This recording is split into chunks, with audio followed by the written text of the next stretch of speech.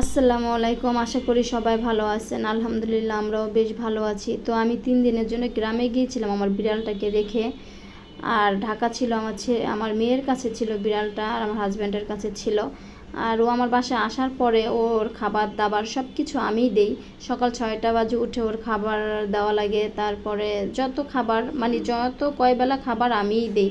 আমার হাজব্যান্ডও দেয়, যেহেতু অফিসে যায় ওর অতটা দেওয়া হয় না, আর বাচ্চারা যেহেতু ছোটো আমারই দিতে হয়।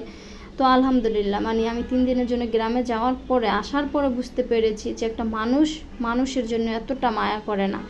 বিড়ালটা আসার পরে আমি দেখি ও শুয়ে আছে, তো কথাবার্তা কিচ্ছু বলছে না, কিংবা কাছেও যাচ্ছে না। যখনই ও অপেক্ষা করছে যে আমি কখন ওকে ডাকবো, তো আমি ডাকার পরে যখন দেখেছি ও শুয়ে আছে তো ওকে ডাক দিয়েছি, নাম ধরে ডাক দেওয়ার পরে দৌড়ে আমার কাছে গেছে।